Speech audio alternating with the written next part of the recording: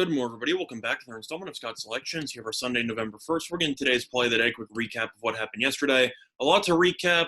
First of all, we're going to start out with the college football card where we ended up not going 2-1 for once. We ended up going 1-1-1 for negative zero point 0.1 units.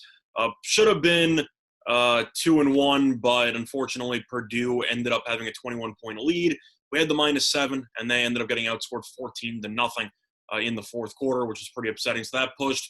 We have at LSU -2.5 against Auburn, which wasn't even close. I believe they lost by, 38 or something? I don't know. Auburn looked great. LSU came out extremely flat, got run out of the stadium. And then we ended up winning the late game with Nevada -14 against UNLV. So we went 1-1-1 for negative zero point 0.1 there. So basically broke even, but we ended up winning the lone UFC play that we had, where we had Bryce Mitchell to win by decision or submission at -125 on Fox Bet. So overall, we ended up making 0.7 units yesterday. Pretty solid day in terms of profit, but hopefully we'll make a little bit more profit here on Sunday. Now, I know that I already gave out a couple of NFL plays for the weekend. We already have a 2-pick moneyline parlay, and we also have a thought on the Browns and Raiders game. But for today's play that on Sunday, we're going to be looking at another NFL game which should be impacted by weather, and it's going to be between the Saints and the Bears, and that game will be taking place at 4:25 p.m. Eastern Time.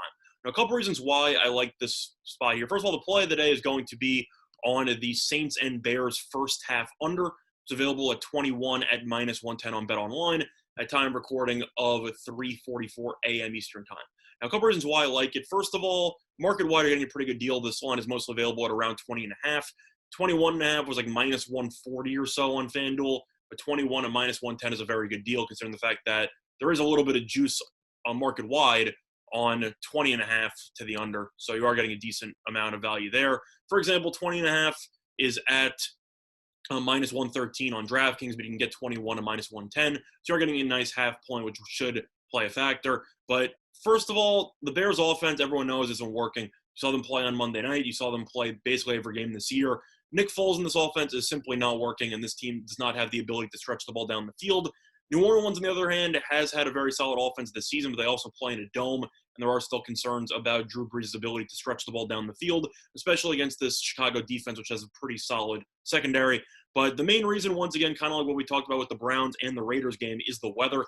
The weather in Chicago is supposed to be awful tomorrow, and based on projections, you are supposed to get approximately 30 to 40 mile per hour winds and 38-degree weather. So in addition to both offenses having some limitations, you now have weather playing a huge factor, which should prevent the Bears from throwing the ball down the field at all. The Saints mostly nickel and dime, but you have to wonder about the accuracy of Brees in 40-mile-per-hour winds. I expect a lot of handoffs. I expect a pretty conservative game plan early on.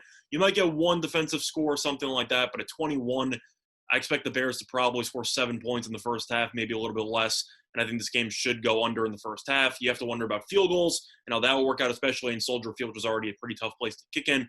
But at 21, I think that one of these teams should be held to single digits. I think this first half should probably end somewhere in the realm of 10-7, something like that. I really just don't see this getting over 20 based on both offenses being, I'd say, a little bit big play shy based on what you've seen from the season. I think it's a pretty fair statement.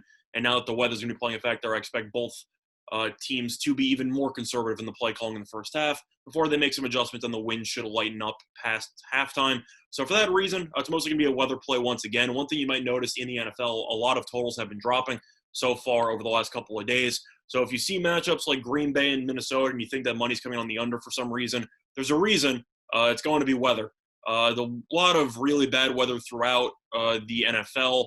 For example, you have the Bears game I talked about. You have the Raiders game that I talked about. Pittsburgh-Baltimore shouldn't be great either. New England-Buffalo is going to be awful in terms of weather. That weather is going to be atrocious, probably around 40-mile-an-hour winds there. That's going to be bad. Even Dallas and Philly should have 15-mile-per-hour winds on Sunday night. So, yeah, you have a lot of really, really bad weather.